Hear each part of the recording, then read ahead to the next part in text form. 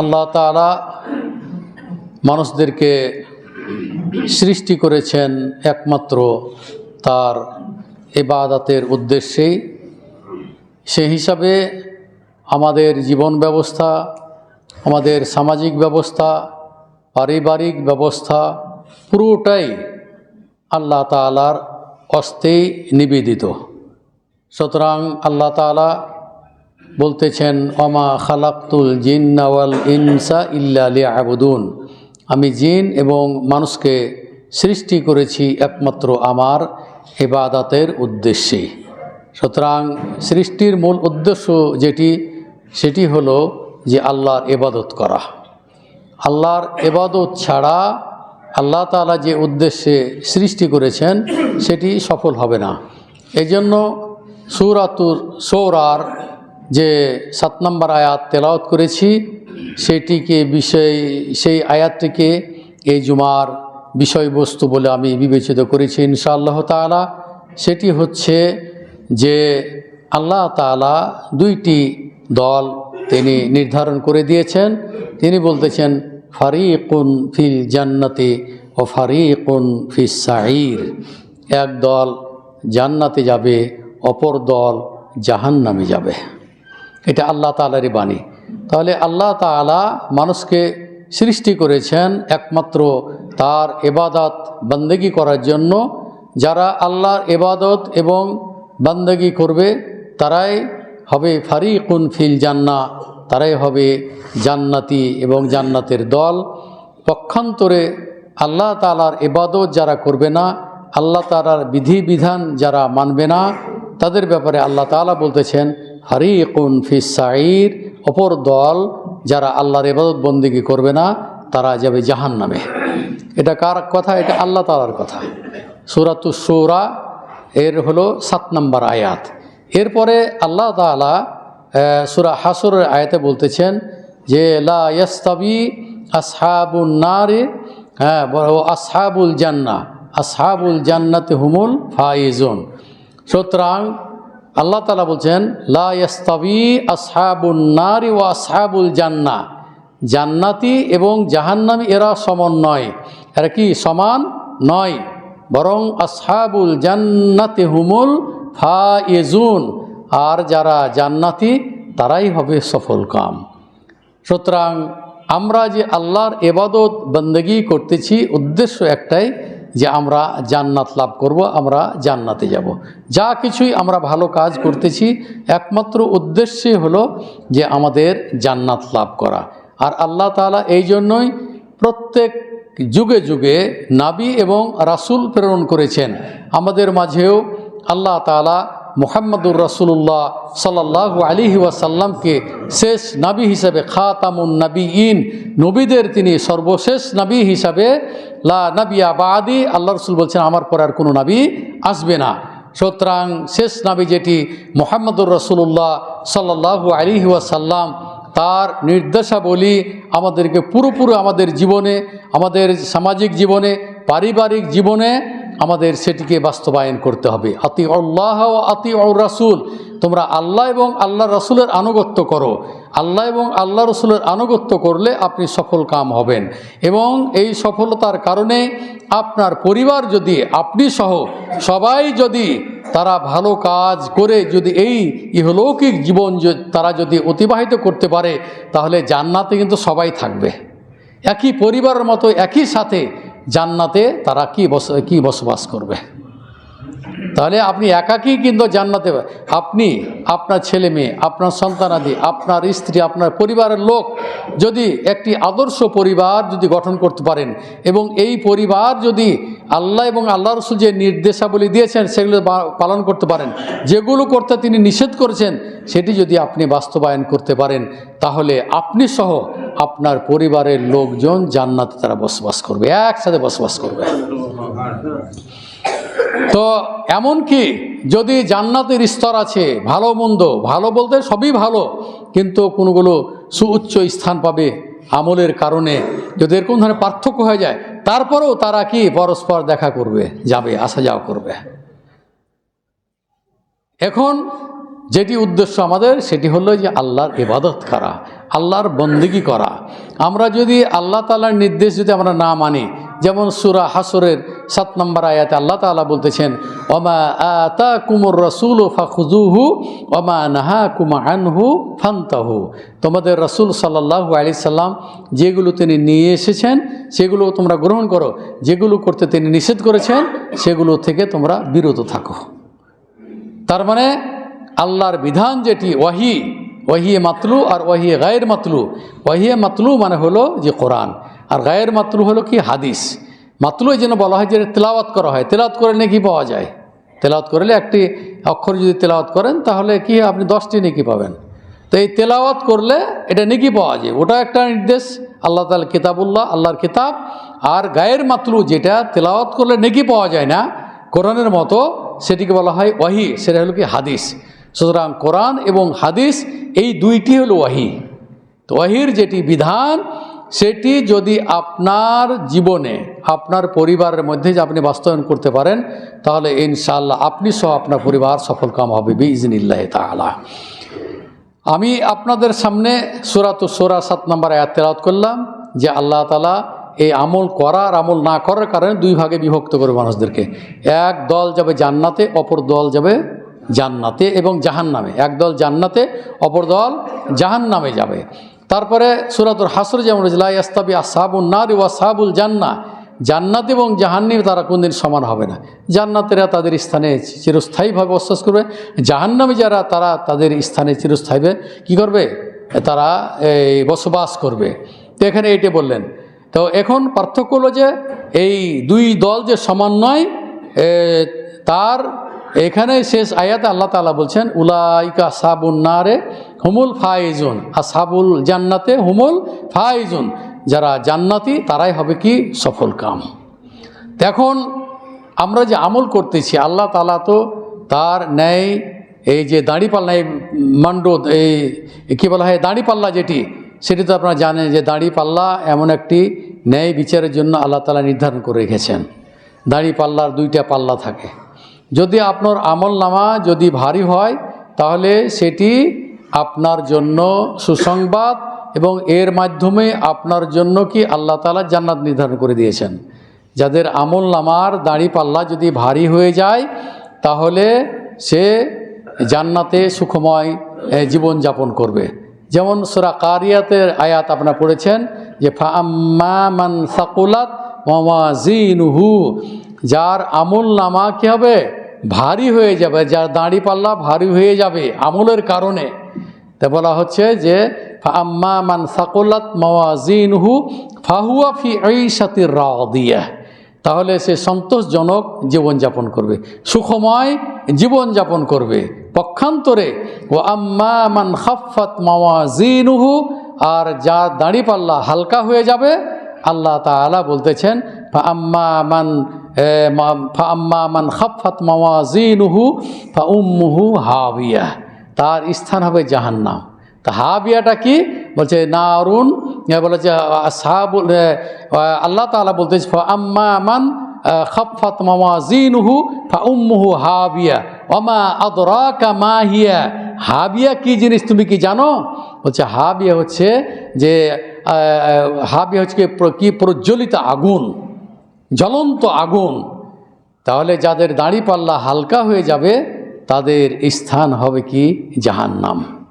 এরপরে সূরা হাক্কা আপনারা পড়েছেন, সেখানে আল্লাহ তাআলা বলতেছেন আমল নামা আপনার ডান হাতে আসবে না বাম হাতে আসবে, আল্লাহ তাআলা সেটাও বলে দিয়েছেন। 19 নম্বর আয়াত থেকে একবারে শেষ পর্যন্ত এইভাবেই বর্ণনা করেছেন আল্লাহ তাআলা। যেমন আল্লাহ তাআলা বলতেছেন ফাআম্মা মান উতিয়া কিতাবাহু বিয়ামিনিহি, আল্লাহ তাআলা বলতেছেন যে যার ডান হাতে আমল নামা দেওয়া হবে, ফাআম্মা মান উতিয়া কিতাবাহু বিয়ামিনিহি, যার আমল নামা কি ডান হাতে দেওয়া হবে, ফায়াকুলু হাউমু কুরাউ কিতাবিয়া, তখন আনন্দ চিত্তে সে বলতে থাকবে যে দেখো কি করেছে আল্লাহ তাআলা, দেখো আমাকে আমার ডান হাতে আমল নামা দিয়েছেন। খুশিতে আনন্দিত হয়ে সে কথা বলতে থাকবে। ফায়াকুলু হাউমু কুরাউ কিতাবিয়া, বলছে দেখো আমার আমল নামা তোমরা পড়ে দেখো। খুশিতে সে মানুষদেরকে বলতে থাকবে। খুশিতে আনন্দে সে কী করবে, দেখাবে, মানুষদেরকে বলতে হবে ফাম্মা মান উতিয়া কিতাবাহু বিয়ামিনি ফায়াকুলু হাউম ইকরাউ কিতাবিয়া ইন্নী যনানতু আন্নী মুলাকিন হিসাবিয়া। আমার বিশ্বাস ছিল যে এই হিসাবের মুখোমুখি অবশ্যই আমাকে একদিন হতেই হবে। তাহলে আপনি যে আমল করেছেন, যেটা ভালো কাজ করেছেন, সেটা সেই হিসাবের মুখোমুখি আপনাকে হতেই হবে, এটি বিশ্বাস ছিল আমার। সে বলতেছে, যার হাতে আল্লাহ তাআলা ডান হাতে আমলনামা দিবে, সে বলবে কি ইন্নী যনানতু আন্নী মুলাকিন হিসাবিয়া। আমার বিশ্বাস ছিল যে আল্লাহ তাআলা যে আমাকে যে নির্দেশ দিয়েছেন, যে আমল করতে বলেছেন, এই আমলের মুখোমুখি আমাকে হতেই হবে। ইন্নী যনানতু আন্নী মুলাকিন হিসাবিয়া ফাহুয়া ফি আইশাতির রাদিয়া। সে সন্তোষজনক জীবনযাপন করবে, সুখময় জীবনযাপন করবে। ফি জান্নাতিন আলিয়া, এবং সুউচ্চ জান্নাতে সে বসবাস করবে। জান্নাতের স্তর আছে, সুউচ্চ স্থান সে কী করবে, বসবাস করবে।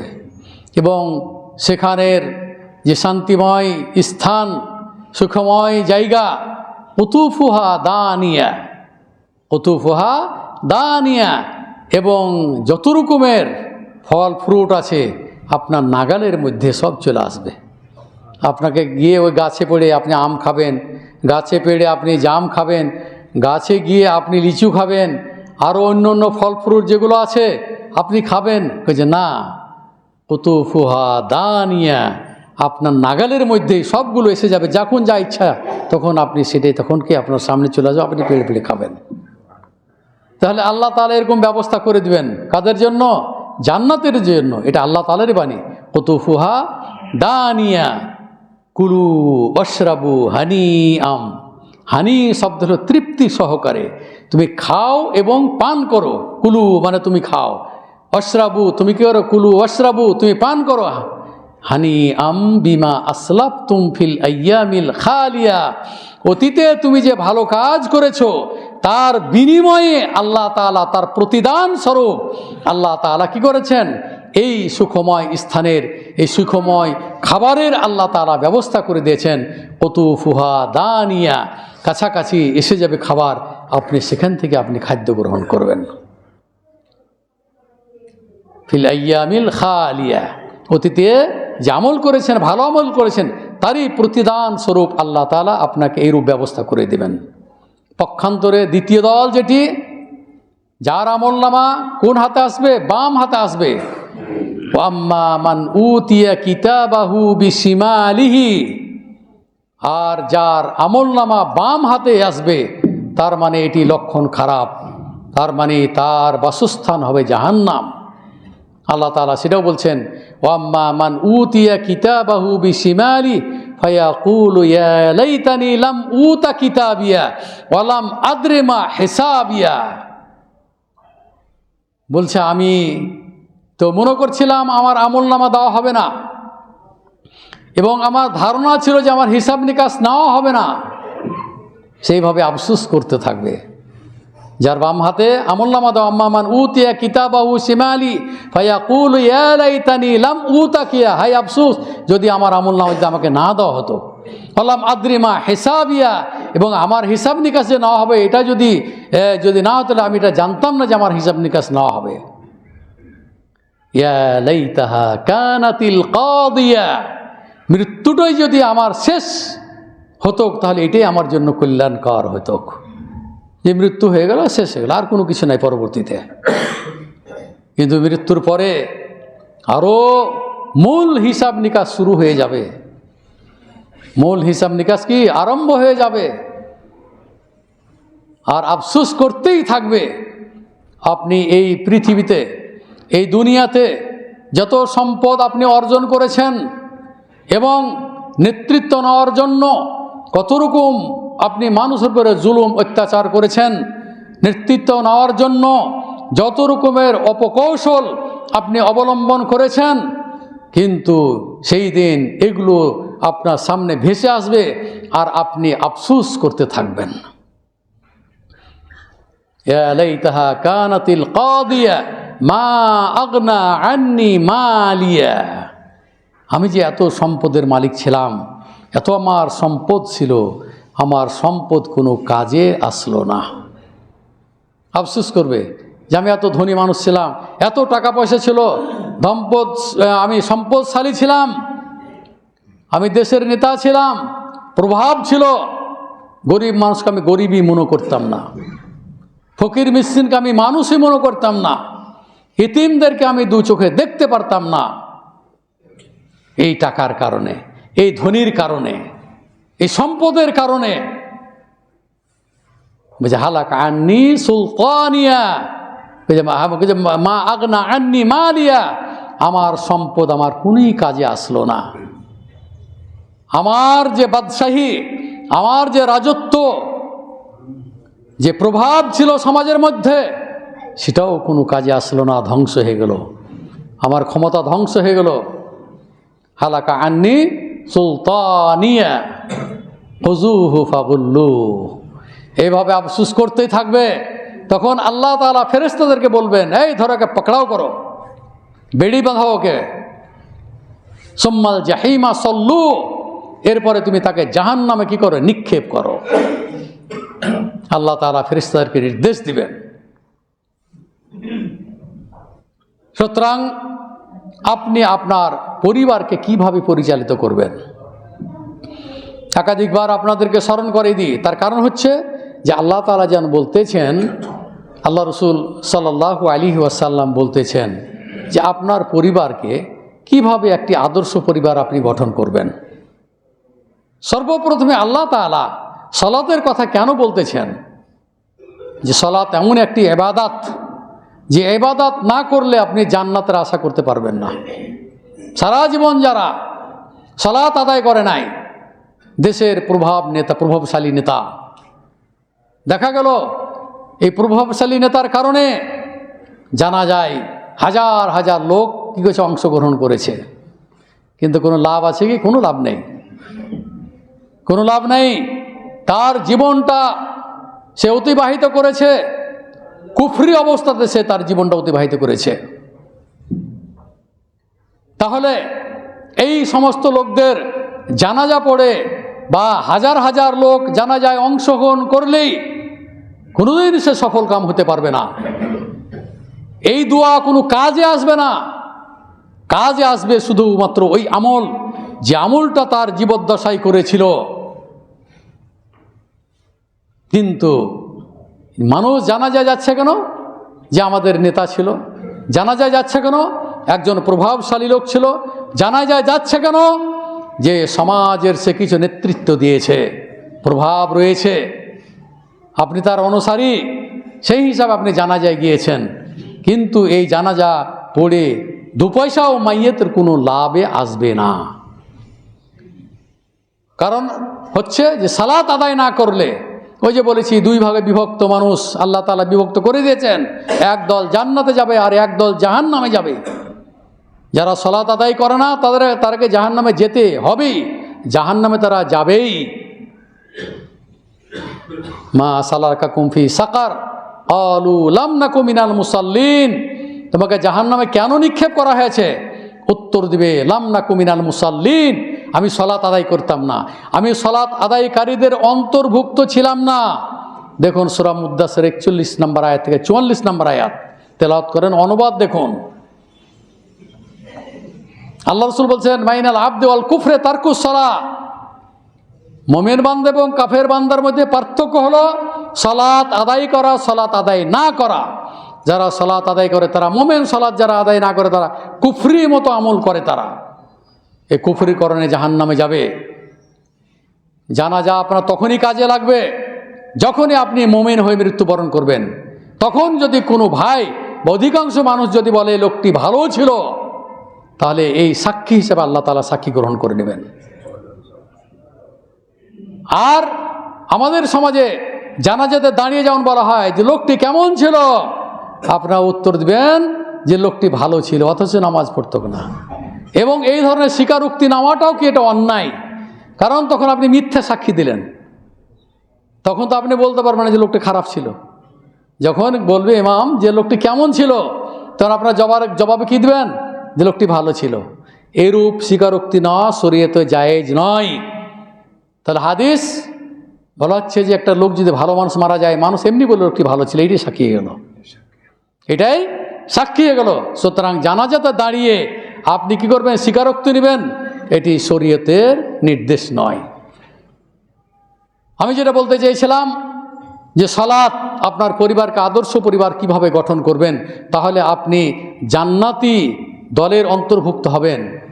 আল্লাহ রসুল সাল্লাল্লাহু আলাইহি সাল্লাম বলছেন, মুরু আওলাদাকুম বিসসালাহ অহুম আবনাউ সাবঈ সিনিন, তুমি তোমার সন্তানকে সালাতের আদেশ করো যখন তার বয়স হবে কত?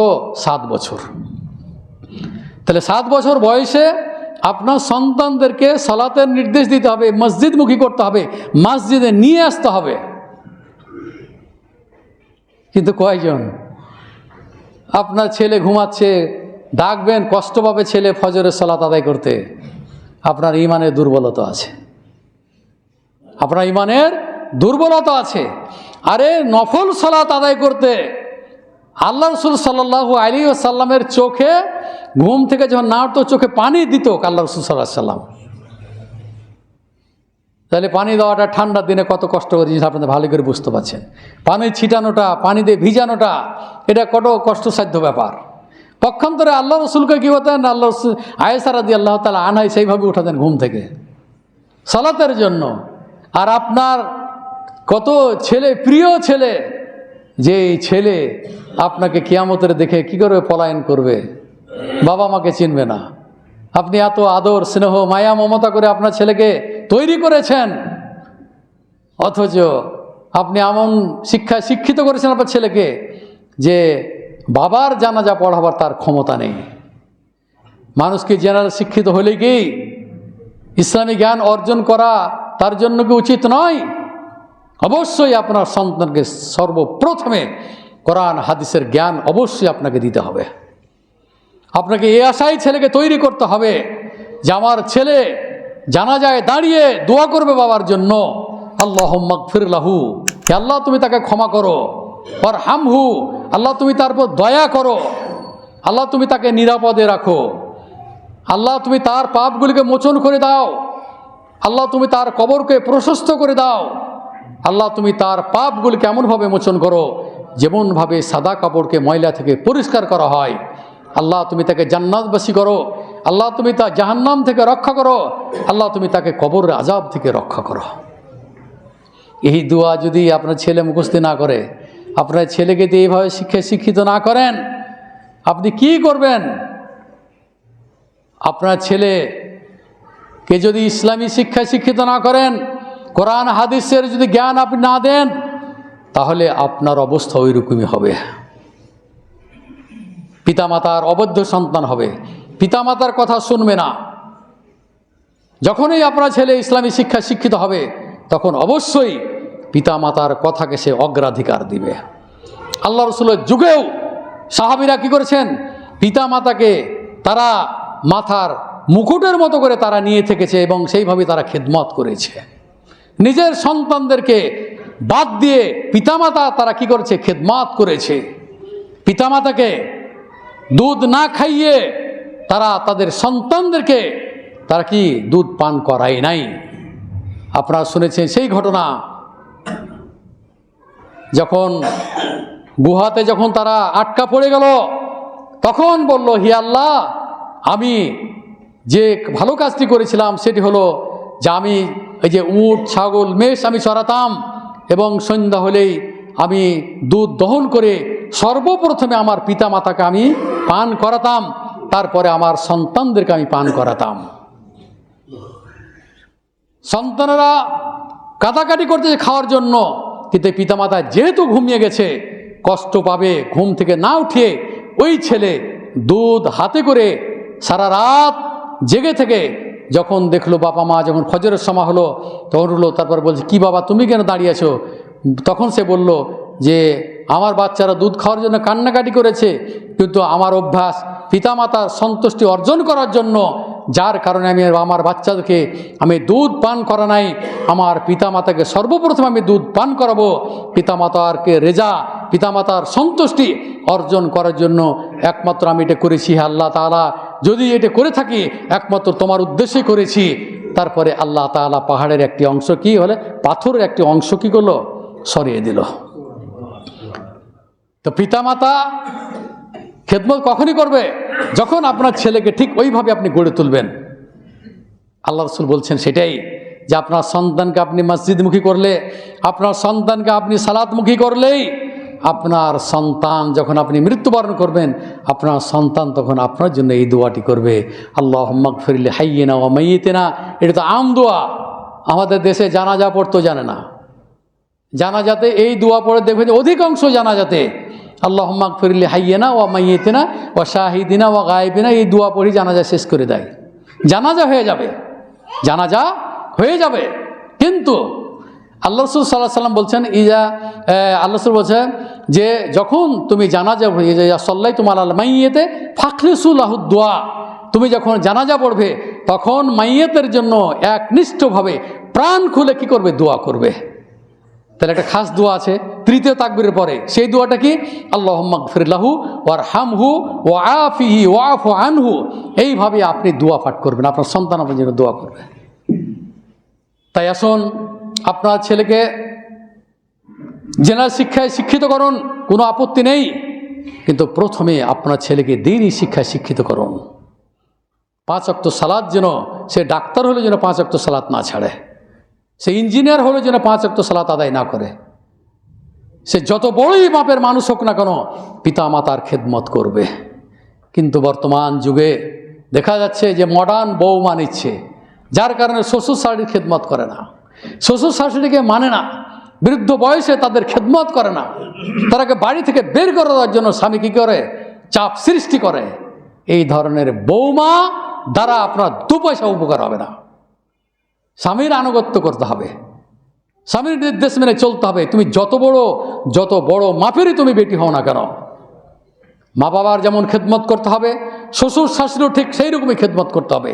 তারাও বাবা মার মতোই তারা। অতএব ওই বেয়াদব বৌমাগুলো সাথে বসবাস করা যেতে একাকী বসবাস করা অনেক ভালো। কষ্ট পাবে বাবা মা, ছেলেও কি হয়ে যাচ্ছে, দুর্বল হয়ে যাচ্ছে স্ত্রীর কাছে। আপনার পিতা মাতাকে অগ্রাধিকার দিতে হবে। আপনার স্ত্রী যদি আপনাকে ছেড়ে চলে যায় তাও ভালো, কিন্তু পিতা মাতার খেদমত করলেই আপনার স্থান জান্নাতে ইনশাআল্লাহ তাআলা। পিতা মাতার খেদমতেই পিতামাতার যত রকমের ব্যবস্থাপনা আপনাকে করতে হবে, পিতামাতা যাতে কষ্ট না পায় সেই ব্যবস্থা আপনার করতে হবে। পিতামাতা যা খেতে চাইবে তাই আপনাকে খাওয়াতে হবে, তাহলে এর মানে হলো খেদমত। আর এই খেদমতের কারণেই আল্লাহ তাআলা আপনাকে জান্নাতে কি করবেন, স্থান প্রদান করবেন। রেজাউর রব বেরেজাউল ওয়ালিদ, সাখাতুর রব বেসাখাতুল ওয়ালিদ।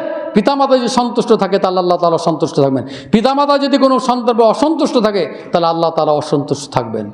তো সুতরাং আসুন আমরা আমাদের এই সমাজকে, বিশেষ করে এই পরিবারকে আমরা যেন আদর্শ পরিবার হিসেবে গঠন করতে পারি। আল্লাহকে সবসময় দোয়া করবেন, হে আল্লাহ তুমি আমাদেরকে সেই তৌফিক দান করুন। এবং পিতামাতার জন্য সর্বদাই আপনি দোয়া করুন, বেঁচে থাকুক আর মরে যাক।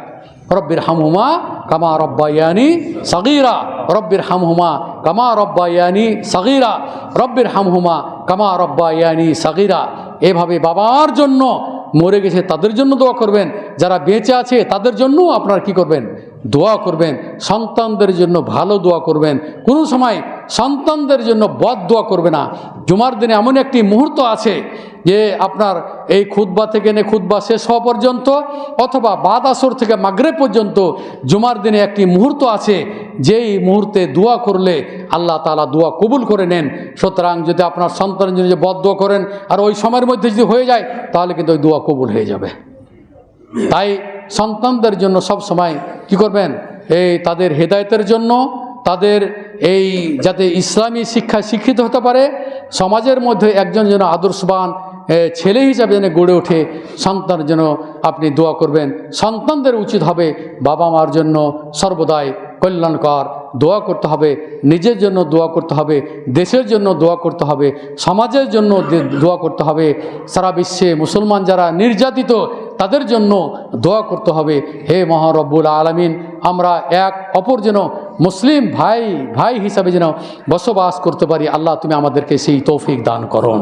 এবং আমাদের মাঝে অনেক ভাই অসুস্থ, দোয়া চেয়েছেন। বিশেষ করে আমাদের একজন মুসল্লি হামিদুজ্জামান ভাই, তিনি এই ব্রেন এই টিউমারে আক্রান্ত হয়েছেন এবং তিনি ঢাকা ইউনাইটেড হাসপাতালে তিনি ভর্তি হয়েছেন এবং আগামী জুমায় তার হয়তো অপারেশন হবে।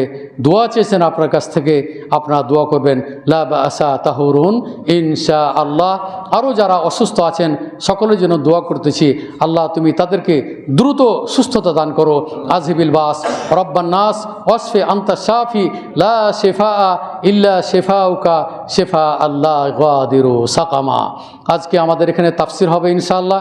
বাদ মাগরিব আমি এখানে মাগরিবের সালাত আদায় করব। নিয়মিত যে তাফসির সে তাফসির হবে এবং প্রশ্ন উত্তর হবে।